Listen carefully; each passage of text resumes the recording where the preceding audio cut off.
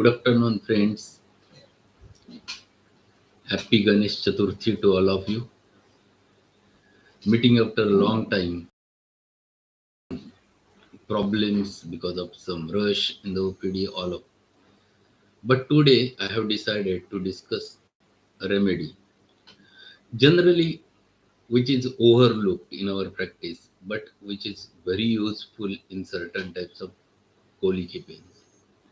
It was a way back. In fact, I have prescribed it for one of my friend who used to complain off and on of a pain in abdomen, and he used to tell that whenever he used to take a tea he used to get a flatulence inside the abdomen, and that was his common complaint.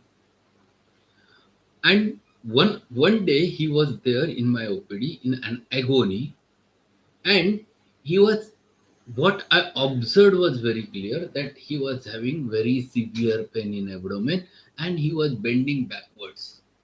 This is very typical, which was there in which thing which I have observed there directly, that he was completely. Generally, what happens whenever the patient comes to your OPD in an acute pain in abdomen, generally they bend forward. That is a bending double. They takes their knees up, they bends forward. This is the common feature which we used to find it out.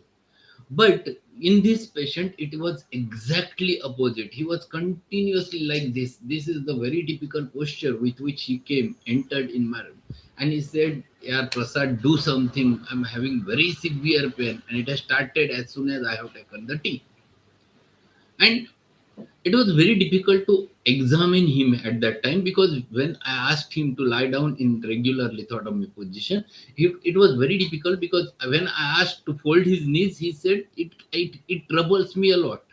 It aggravates, it causes severe pain. So, uh, generally, when we think of an acute pain, we think of two remedies in our mind regularly, that is colocynth and macphos. But this modality is completely opposite to the colocynth and macphos, and here patient is getting aggravated by bending double. So, thought was there clearly in my mind, this is diascoria. So, diascoria I have given in 200 potency, and within span of 30 minutes, the spasm relieved.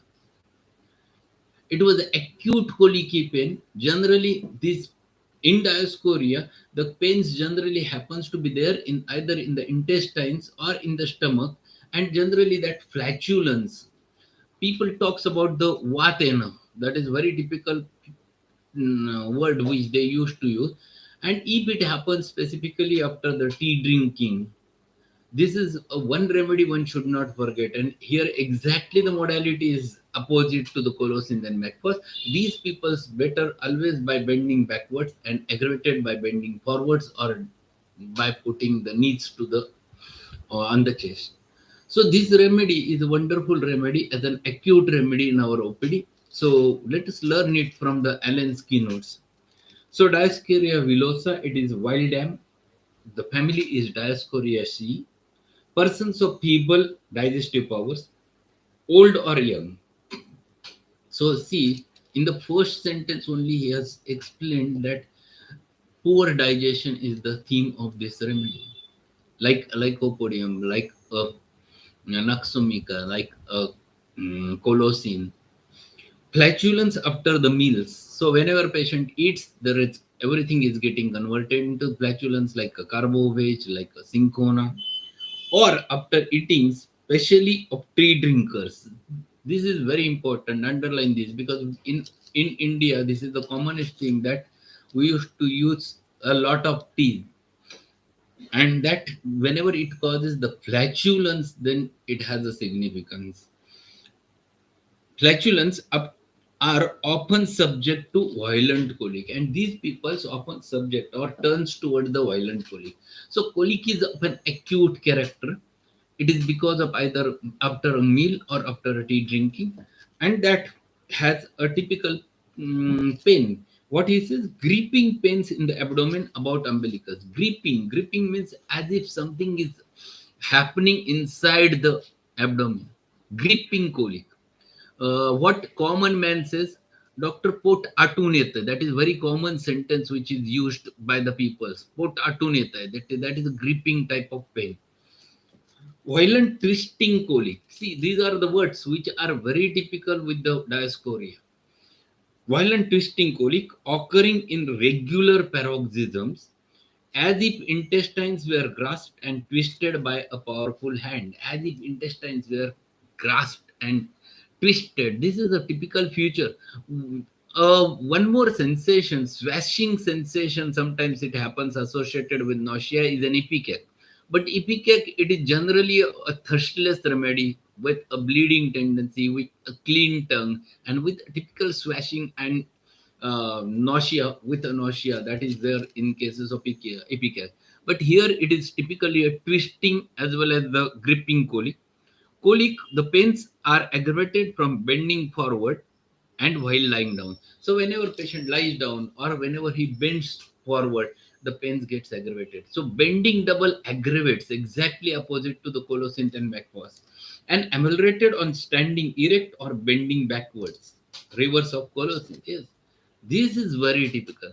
That they stands either stand straight or they turns backwards and then they feels better.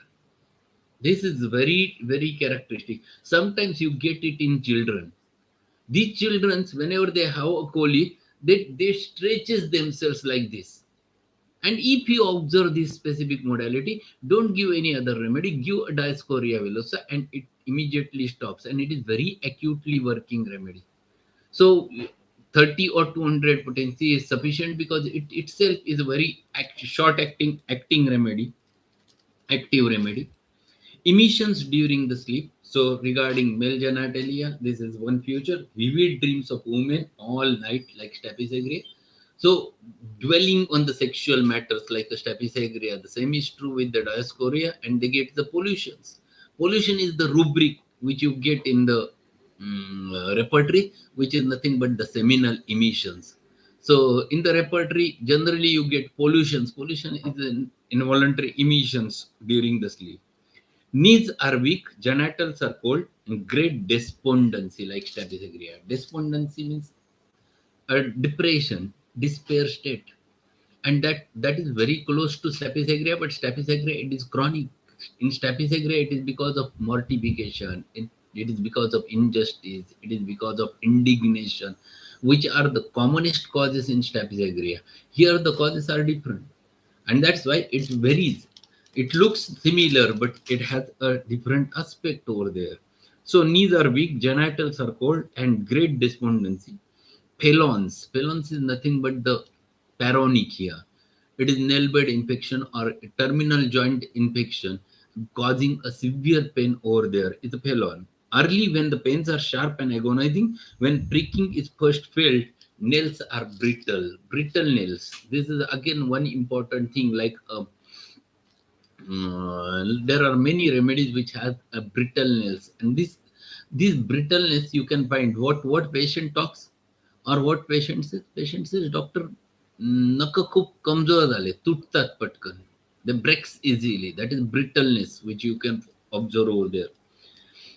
Disposition to paronychia like hypersulfuricum. Yes, paronychia, nail bed infection, and this is off and on happens over there. This is in case of diascoria. So very short remedy as explained by Alan, but very important remedy in acute practice. So when you are doing GP like practice, when you are getting the patients of a colic or etc., this remedy is a wonderful remedy. We must have these some remedies which can be used as an acute. So diascoria, colocin, MACPOS, biocombination number 3. These are common colic remedies which we must have in our OPD. Naxwamika, Carbovage. These are the remedies which you can use off and on in acute practice, and these are wonderful remedies to tackle the acute cases. So one must consider whenever we are doing the practice, always think, if we have acute cases, which are the remedies which will be very useful in our practice in acute cases, and then we have all other constitutional remedies, so that we can handle the acutes very easily in our practice. Relations: compare the colocynth, phosphorus, podophyllum, rustox, and silicea. Specifically, out of which the colocin already we have discussed. Phosphorus, basically, it is a very defecting remedy. Phosphorus, the typical abdominal colic is there in phosphorus, but in phosphorus there is a diarrhea which is as if the anus is wide open and it is with a bleeding. And phosphorus is a remedy for tubercular myasm. Podophyllum, again a polychromatic diarrhea with pains over there, sometimes painless diarrhea, the futures.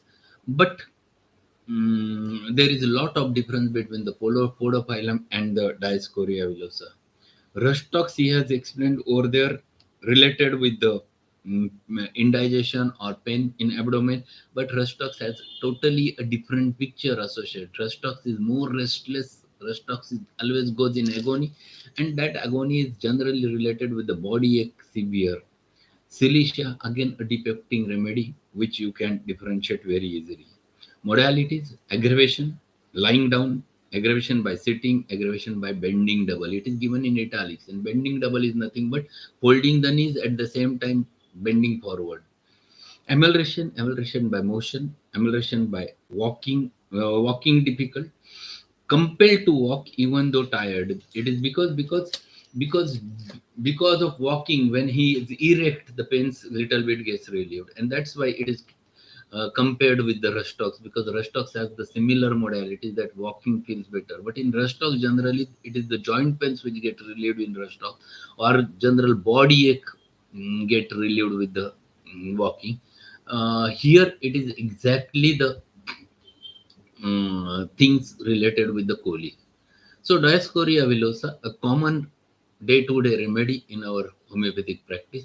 So, don't forget and must have at least in 30 or 200 potencies in our OPD to tackle the acute cases of coli. So, thank you very much being there, Harshal, Dr. Chandrakant Hase, Dr. Jayashir Sagar sir, Sunil, Pramod Kumar.